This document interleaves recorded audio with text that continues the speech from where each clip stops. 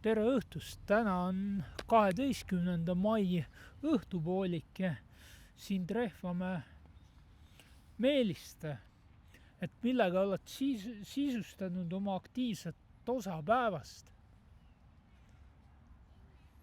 Tere Reijo, ka minu poolt haaran kohe juhtlõnga ja ütlen ära Eesti rahvale, et ega raske on. See osa, eks ju, elust, mis peaks olema pühendatud nagu sotsiaaltööle, kasvab üle poliitikaks ja poliitika tihtipeale muutub nagu iseenesest sotsiaaltööks, et sind ei olnud näha, siin vahepeal matsime Mart Niklust ja just nimelt, et rahu tema põrmule. Mardi matustel siis selgus, et 30 pirukat tuli koos Leemega, aga siis ülejäänule tuli nagu Leem ise juurde mõelda ja siis EKRE rahvasaadikute abiga siis korraldati nii, et sai ka ülejäänud osa peiekülalistest leent nautida. Mis ongi ju tegelikult äärmiselt crazy nii-öelda tänavakeeles, et see kogu see meeletu töö siis sellega, et see Eesti nii-öelda oleks olemas mingil kujul inimeste mõtetes, kas või sellise fantasmi või psühhedeelse luuluna või sellise loiu skisofreenia vormina, nagu nõukogude ajal vastavate instituutide teadlased inimesi insuliiniga uimastades.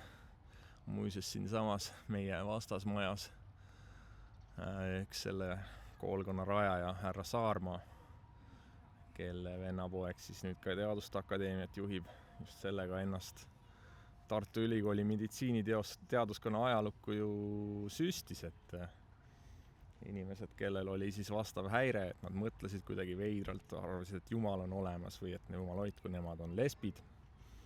Neile siis muudeti veresuhkru tasand niimoodi, et nad rahulikult siis koomastusid. Ja siinsamas mitte väga kaugel Raja tänavas, kus meie mõlemad oleme omal ajal nii-öelda küüntega seina oma initsiaalid kratsinud.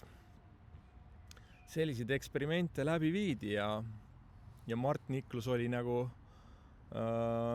silmas nagu selline inimene, kes kindlasti pidi ka üks neist kolmest olema, siis skisofreenik, eks ju, luuluk või see kolmas asi.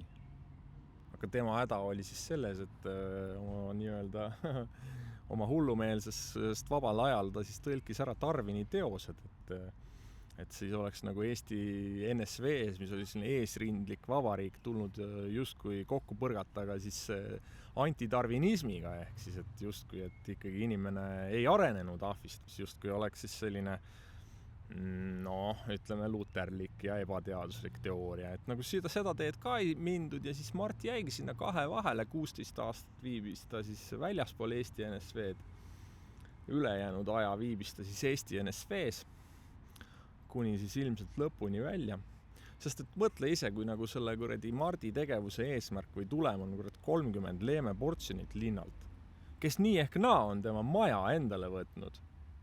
Linn võttis Nikluse ja Nikluse isa ehitatud ja Nikluse venna või venda, tema isegi täpselt ei tea, eks, aga Niklus kindlasti oli seal nii-öelda palki kandmas.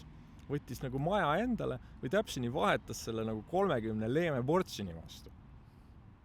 Et rahvast loomulikult tuli tunduvalt rohkem ja siinkohal ongi tervitus ja tänu EKRE IT-de saadikute rühmale. Aga jah, et muidu tuleb ikkagi kogu aeg siin omal käel hakkama saada, et mitmed inimesed siis Mardi maja taasomastamisega linna poolt siis sattusid ju ka lageda taeva alla ja see lugu on nagu äärmiselt kurb. Ja siit nagu sa küsid, millega ma tegelen, siis olengi nüüd tegelikult, soovitan ka teistele, lugenud üle neid, sa võib-olla saad kaadrisse vaadata ja näidata, et lugenud üle neid nii-öelda saatuse aastate ajakirjanumbreid, et mida iganes kätte satub ajapulsist Vikerkaareni ja edasi ja tagasi. et mis siis ikkagi tegelikult sellel ajal nagu toimus ja kellele me oleme siis tänu võlgu.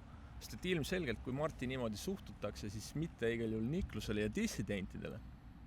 Ja uurimistööl on siis ka esimesed tulemused. Me valmistame siis ette seda sügisel Mardi sünnipäeval siis Jüri Kuke ja Mart Nikluse nimelisel mälestuskonverentsil ka esitlema neid tulemusi. Et võib-olla saladuskatte alt paljastuvad sellised sääred, sellised kergelt karvased ja pahkunud sääred, mis siis kuuluvad inimesele, kelle nimi tuleneb siis 3 sõnast. Revoluutsia, elektrifikaatsia ja motorisaatsia. Tähendab, tegu on siis omal ajal, ütleme, epohhi loova Tartu Ülikooli, Tartu Riikliku Ülikooli mingisuguse vaba, mitte kui nüüd vaba, aga no ikkagi mingisuguse dotsendi või diktandi või igal juhul Tartu Riikliku Ülikooli palgal oleva isiku Rem Blummiga. Tuleb välja, et siis tegelikult Rem Blummi seminarist. Rem Blummi point on siis selles, et nagu Lotman siis ta nagu sattus juudina kuskil Valgevenes repressioonide alla ja siis tuli siia Tartu Riikliku Ülikooli sooja koha peale, eks ju. Ja hakati siis arutama, et mingil hetkel olid kõik juba aru saanud, et ega nagu tegelikult see, näiteks Jüri Kukk samamoodi ju kunagi kuulus kommunistliku parteide ridadesse, aga selleks, et nagu aru saada, et midagi on väga valesti, piisas siis ühest välisreisist. Ja Rem Blum siis samamoodi intelligentse juudisoost isikuna hakkas nagu aru saama, et mingisugune pauk on käimas. Ja hakati siis mõtlema, et kuidas seda plaanimajandust moderniseerida.